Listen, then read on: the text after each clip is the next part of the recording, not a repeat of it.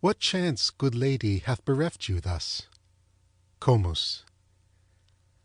It was a quiet and still afternoon when I strolled forth in the goodly city of Edina. The confusion and bustle in the streets were terrible. Men were talking, women were screaming, children were choking, pigs were whistling, carts they rattled, bulls they bellowed, cows they lowed, horses they neighed, cats they caterwauled, dogs they danced. Danced! Could it then be possible? Danced?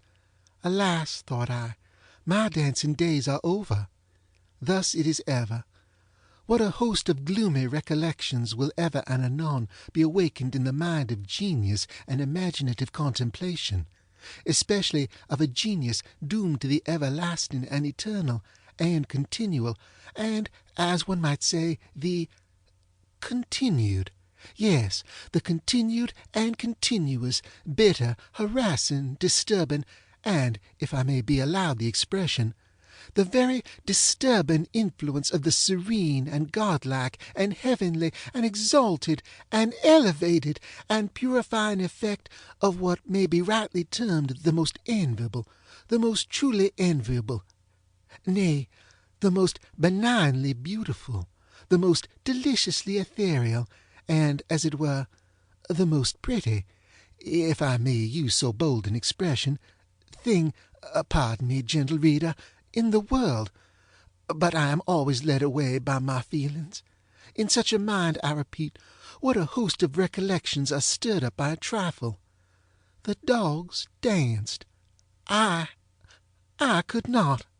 They frisked. I wept. They capered. I sobbed aloud.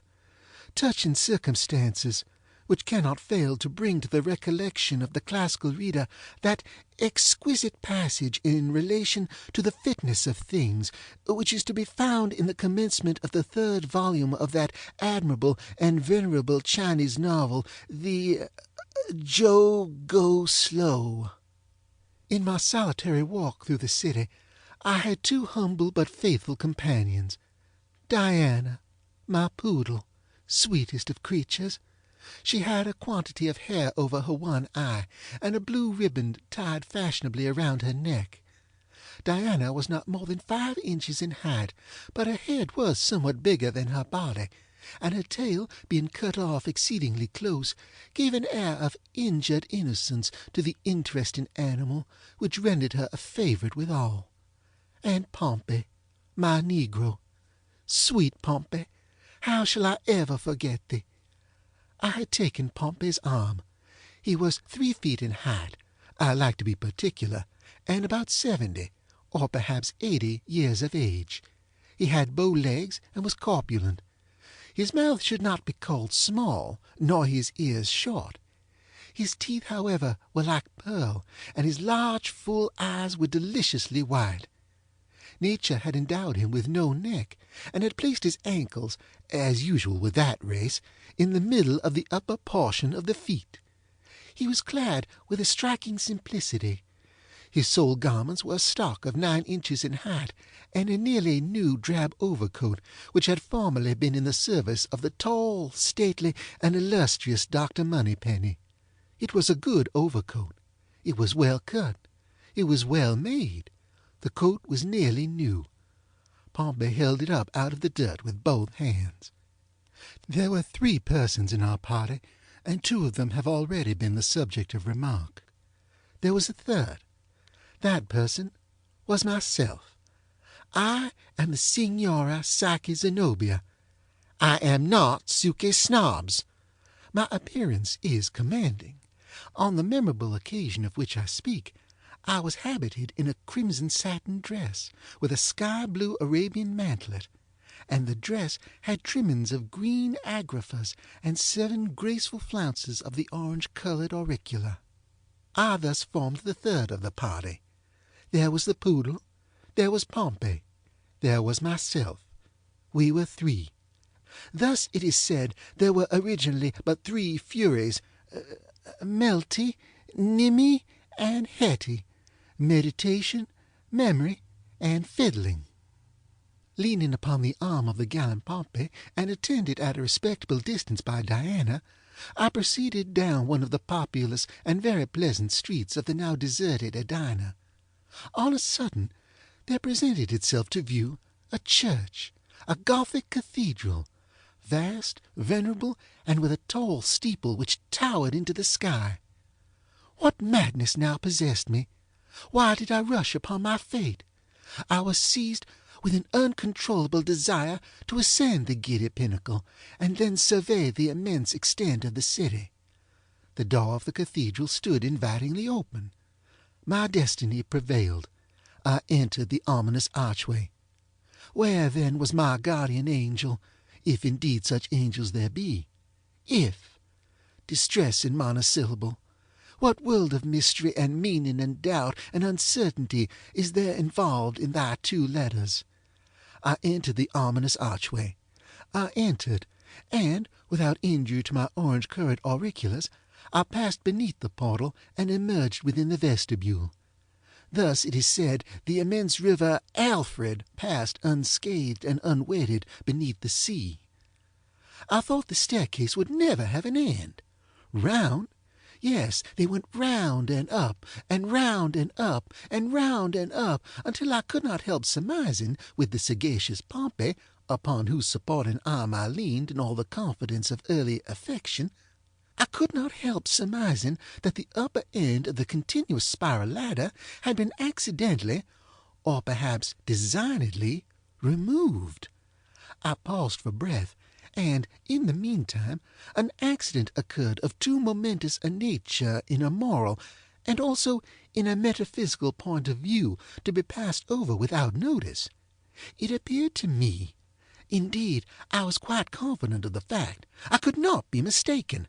No, I had for some moments carefully and anxiously observed the motions of my Diana. I said that I could not be mistaken. Diana smelt a rat. At once I called Pompey's attention to the subject, and he agreed with me. There was then no longer any reasonable room for doubt. The rat had been smelled, and by Diana. Heavens! Shall I ever forget the intense excitement of the moment?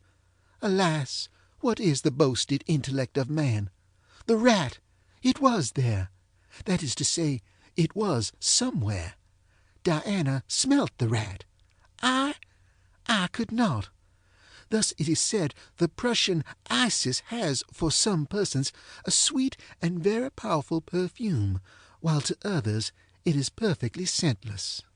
The staircase had been surmounted, and now there were only 3 or 4 more upward steps intervening between us and the summit. We still ascended, and now only 1 step remained. 1 step, one little step. Upon one such little step in the great staircase of human life, how vast a sum of human happiness or misery depends! I thought of myself, then of Pompey, and then of the mysterious and inexplicable destiny which surrounded us. I thought of Pompey. Alas! I thought of love. I thought of my many false steps which have been taken and may be taken again. I resolved to be more cautious, more reserved. I abandoned the arm of Pompey, and, without his assistance, surmounted the 1 remaining step and gained the chamber of the belfry. I was followed immediately afterward by my poodle. Pompey alone remained behind. I stood at the head of the staircase and encouraged him to ascend. He stretched forth to me his hand, and unfortunately in so doing was forced to abandon his firm hold upon the overcoat. Will the gods never cease their persecution? The overcoat is dropped, and with one of his feet Pompey stepped upon the long and trailing skirt of the overcoat. He stumbled and fell. This consequence was inevitable. He fell forward, and, with his accursed head striking me full in the breast, precipitated me headlong, together with himself, upon the hard, filthy, and detestable floor of the belfry. But my revenge was sure, sudden, and complete. Seizing him furiously by the wool with both hands, I tore out a vast quantity of black and crisp and curling material, and tossed it from me with every manifestation of disdain. It fell among the ropes of the belfry, and remained. Pompey arose, and said no word, but he regarded me piteously with his large eyes, and sighed. Ye gods, that sigh! It sunk into my heart. And the hair, the wool! Could I have reached that wool, I would have bathed it with my tears in testimony of regret. But alas, it was now far beyond my grasp. As it dangled among the cordage of the bell, I fancied it alive. I fancied that it stood on end with indignation. Thus the happy dandy Flos Aeris of Java bears, it is said, a beautiful flower which will live when pulled up by the roots. The natives suspend it by a cord from the ceiling, and enjoy its fragrance for years. Our quarrel was now made up, and we looked about the room for an aperture through which to survey the city of Edina. Windows there were none. The sole light admitted into the gloomy chamber proceeded from a square opening about a foot in diameter, at a height of about 7 feet from the floor. Yet what will the energy of true genius not effect? I resolved to clamber up to this hole. A vast quantity of wheels, pinions, and other cabalistic-looking machinery stood opposite the hole, close to it, and through the hole there passed an iron rod from the machinery. Between the wheels and the wall where the hole lay, there was barely room for my body, yet I was desperate and determined to persevere. I called Pompey to my side. "You perceive that aperture, Pompey? I wish to look through it. You will stand here just beneath the hole. So. Now hold out one of your hands, Pompey, and let me step upon it. Thus. Now the other hand, Pompey, and with its aid I will get upon your shoulders." He did everything I wished, and I found, upon getting up, that I could easily pass my head and neck through the aperture. The prospect was sublime. Nothing could be more magnificent. I merely paused a moment to bid Diana behave herself, and assure Pompey that I would be considerate and bear as lightly as possible upon his shoulders. I told him I would be tender of his feelings. Ossi tender beefsteak.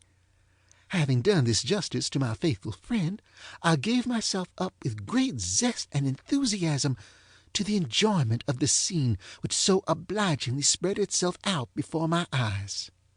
Upon this subject, however, I shall forbear to dilate. I will not describe the city of Edinburgh. Everyone has been to the city of Edinburgh. Everyone has been to Edinburgh, the classic Edina. I will confine myself to the momentous details of my own lamentable adventure. Having in some measure satisfied my curiosity in regard to the extent, situation, and general appearance of the city, I had leisure to survey the church in which I was, and the delicate architecture of the steeple. I observed that the aperture through which I had thrust my head was an opening in the dial plate of a gigantic clock, and must have appeared from the street as a large keyhole, such as we see in the face of the French watches.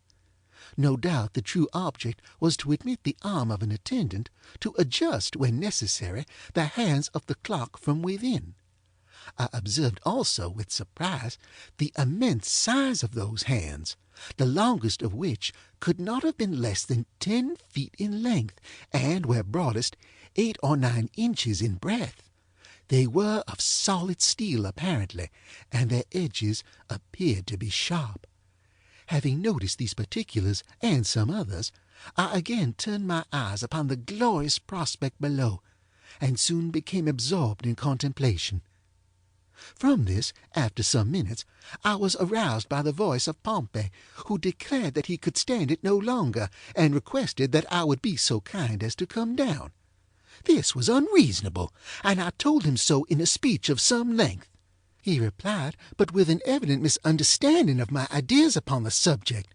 I accordingly grew angry, and told him in plain words that he was a fool, that he had committed an ignoramus ecclensi, that his notions were mere insomere bovis, and his words little better than an enemy-wary borum. With this he appeared satisfied, and I resumed my contemplations. It might have been half an hour after this altercation, when, as I was deeply absorbed in the heavenly scenery beneath me, I was startled by something very cold, which pressed with a gentle pressure on the back of my neck. It is needless to say that I felt inexpressibly alarmed. I knew that Pompey was beneath my feet, and that Diana was sitting, according to my explicit directions, upon her hind legs in the farthest corner of the room. What could it be? Alas, I but too soon discovered. Turning my head gently to one side, I perceived to my extreme horror that the huge, glittering, scimitar-like minute-hand of the clock had, in the course of its hourly revolution, descended upon my neck. There was, I knew, not a second to be lost. I pulled back at once, but it was too late. There was no chance of forcing my head through the mouth of that terrible trap in which it was so fairly caught, and which grew narrower and narrower with a rapidity too horrible to be conceived. The agony of that moment is not to be imagined. I threw up my hands and endeavored with all my strength to force upward the ponderous iron bar. I might as well have tried to lift the cathedral itself. Down, down, down it came, closer and yet closer. I screamed to Pompey for aid, but he said that I had hurt his feelings by calling him an ignorant old squint-eye. I yelled to Diana, but she only said, "Bow wow wow," and that I had told her on no account to stir from the corner. Thus I had no relief to expect from my associates. Meantime the ponderous and terrific scythe of time, for I now discovered the literal import of that classical phrase, had not stopped, nor was it likely to stop, in its career. Down and still down it came. It had already buried its sharp edge a full inch in my flesh, and my sensations grew indistinct and confused. At one time I fancied myself in Philadelphia with the stately Dr. Moneypenny. At another, in the back parlor of Mr. Blackwood, receiving his invaluable instructions. And then again, the sweet recollection of better and earlier times came over me, and I thought of that happy period when the world was not all a desert, and Pompey not altogether cruel. The ticking of the machinery amused me, I say, for my sensations now bordered upon perfect happiness, and the most trifling circumstances afforded me pleasure. The eternal click-clack, click-clack, click-clack of the clock was the most melodious of music in my ears, and occasionally even put me in mind of the graceful sermonic harangues of Dr. Ollapod. Then there were the great figures upon the dial-plate. How intelligent, how intellectual they all looked. And presently they took to dancing the mazurka, and I think it was the figure V who performed the most to my satisfaction. She was evidently a lady of breeding, none of your swaggerers, and nothing at all indelicate in her motions. She did the pirouette to admiration, whirling round upon her apex. I made an endeavor to hand her a chair, for I saw that she appeared fatigued with her exertions, and it was not until then that I fully perceived my lamentable situation. Lamentable indeed! The bar had buried itself 2 inches in my neck. I was aroused to a sense of exquisite pain. I prayed for death, and in the agony of the moment could not help repeating those exquisite verses of the poet Miguel de Cervantes: "Veni, burin, tan escondida, Ceri no te senti veni, Parc and pleasure, deli mori, Nami torni, dari, vidi." But now a new horror presented itself, and one indeed sufficient to startle the strongest nerves. My eyes, from the cruel pressure of the machine, were absolutely starting from their sockets. While I was thinking how I should possibly manage without them, one actually tumbled out of my head, and, rolling down the steep side of the steeple, lodged in the rain gutter which ran along the eaves of the main building. The loss of the eye was not so much as the insolent air of independence and contempt with which it regarded me after it was out. There it lay in the gutter, just under my nose, and the airs it gave itself would have been ridiculous had they not been disgusting. Such a winking and blinking were never before seen. This behavior on the part of my eye in the gutter was not only irritating on account of its manifest insolence and shameful ingratitude, but was also exceedingly inconvenient on account of the sympathy which always exists between two eyes of the same head, however far apart. I was forced, in a manner, to wink and to blink whether I would or not, in exact concert with the scoundrelly thing that lay just under my nose. I was presently relieved, however, by the dropping out of the other eye. In falling, it took the same direction, possibly a concerted plot, as its fellow. Both rolled out of the gutter together, and in truth I was very glad to get rid of them. The bar was now 4 inches and a half deep in my neck, and there was only a little bit of skin to cut through. My sensations were those of entire happiness, for I felt that in a few minutes at farthest I should be relieved from my disagreeable situation, and in this expectation I was not at all deceived. At 25 minutes past 5 in the afternoon, precisely, the huge minute hand had proceeded sufficiently far on its terrible revolution to sever the small remainder of my neck. I was not sorry to see the head, which had occasioned me so much embarrassment, at length make a final separation from my body. It first rolled down the side of the steeple, then lodged, for a few seconds, in the gutter, and then made its way with a plunge into the middle of the street. I will candidly confess that my feelings were now of the most singular, nay, of the most mysterious, the most perplexing and incomprehensible character. My senses were here and there at one and the same moment. With my head, I imagined at one time that I, the head, was the real Signora Saki Zenobia. At another, I felt convinced that myself, the body, was the proper identity. To clear my ideas on this topic, I felt in my pocket for my snuff-box, but, upon getting it and endeavoring to apply a pinch of its grateful contents in the ordinary manner, I became immediately aware of my peculiar deficiency, and threw the box at once down to my head. It took a pinch with great satisfaction, and smiled me an acknowledgment in return. Shortly afterward it made me a speech, which I could hear but indistinctly without ears. I gathered enough, however, to know that it was astonished at my wishing to remain alive under such circumstances.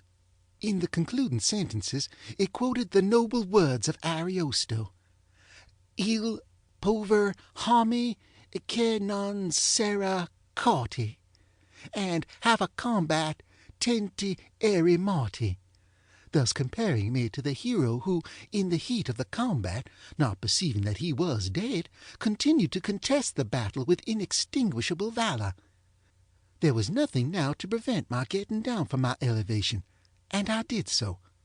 What it was that Pompey saw so very peculiar in my appearance, I have never yet been able to find out. The fellow opened his mouth from ear to ear, and shut his 2 eyes as if he were endeavoring to crack nuts between the lids. Finally, throwing off his overcoat, he made one spring for the staircase, and disappeared. I hurled after the scoundrel these vehement words of Demosthenes: "Andrew, O Phlegethon, you really make haste to fly," and then turned to the darling of my heart, to the one-eyed, the shaggy-haired Diana. Alas! What a horrible vision affronted my eyes! Was that a rat I saw skulking into his hole? Are these the picked bones of the little angel who has been cruelly devoured by the monster? Ye gods! And what do I behold? Is that the departed spirit, the shade, the ghost of my beloved puppy, which I perceive sitting with a grace so melancholy in the corner? Hearken, for she speaks, and heavens, it is in the German of Schiller. Und stobby duck, So stubby done, dunk she, dunk she. Alas, and are not her words too true? And if I died, at least I died for thee, for thee. Sweet creature, she too has sacrificed herself in my behalf. Dogless, niggerless, headless. What now remains for the unhappy Signora Psyche Zenobia? Alas, nothing. I have done.